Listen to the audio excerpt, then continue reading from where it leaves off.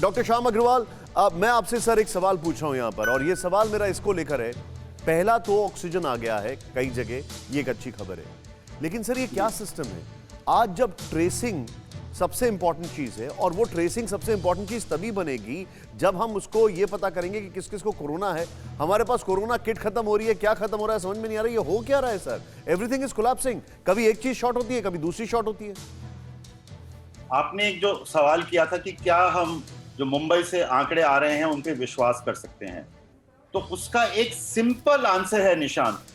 अगर आपका positivity rate 30% के करीब चल रहा है तो इसका मतलब है कि 100 में से 30 लोग पॉजिटिव ही निकलने वाले हैं, नंबर 1। और जो पॉजिटिव कराने जाते हैं, टेस्ट कराने जाते हैं, वो 2 तरह के लोग होते हैं। एक तो जिनको सिम्टम्स हैं, और दूसरे जो शायद बाई एयर ट्रैवल करना चाहते हैं, कहीं ना कहीं ट्रेन वगैरह से ट्रैवल करना चाहते हैं, जो कि बाय एंड लार्ज एसिम्प्टोमेटिक होते हैं। तो मैं ये कह रहा हूं कि जो सिम्प्टोमेटिक हैं उनके अंदर तो पॉजिटिविटी रेट लगभग 70, 80, 90% निकलेगा अगर आप ये डायसेक्शन करें। तो इसलिए जो पॉजिटिव निकल रहे हैं उनको तो आइसोलेशन करना बहुत ही आवश्यक है, और जिनको बुखार है उनको तुरंत दवाओं पे आ जाना चाहिए, ये मानते हुए कि ये कोरोना ही होगा जिसको बुखार, गला खराब, जुकाम, खांसी लग रही है।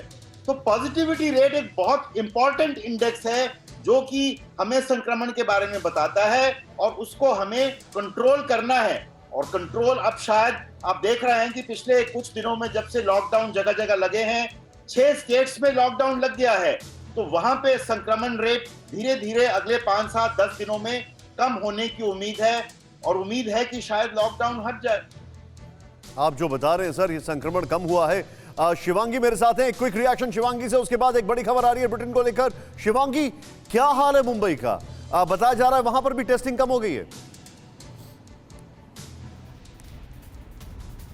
देखिए, टेस्टिंग कम हो गई है। बीएमसी अपनी पीठ थपथपा रही है ये कहकर कि 4000 से कम मामले 24 घंटे में मुंबई में आए हैं, लेकिन ये भी देखना होगा कि 28,000 ही टेस्टिंग की गई है। प्रतिदिन यहाँ 50,000 से 55,000 टेस्टिंग की जाती थी, तब जाकर रोजाना 8 से 10,000 कोरोना के नए मरीज सामने आ रहे थे। तो अगर जब टेस्टिंग ही आधी कर दी जाएगी तो मरीज भी आधे होंगे।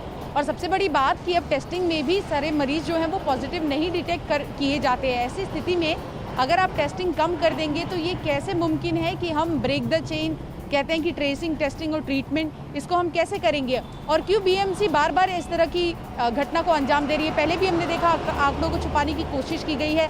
लगातार महाराष्ट्र सरकार कहती है कि हम ट्रांसपेरेंट हैं, हम सारा डेटा सामने रखते हैं, अन्य राज्यों के मुकाबले ट्रांसपेरेंसी यहाँ पर ज़्यादा है। लेकिन ट्रांसपेरेंसी के साथ साथ जो कमी है उसको दुरुस्त क्यों नहीं किया जा रहा है? अगर आप 28,000 टेस्टिंग करेंगे, 4,000 लोग अगर पॉजिटिव हैं, तो ये कोई बहुत बड़ी बात नहीं है, पीठ थपथपाने वाली बात नहीं है।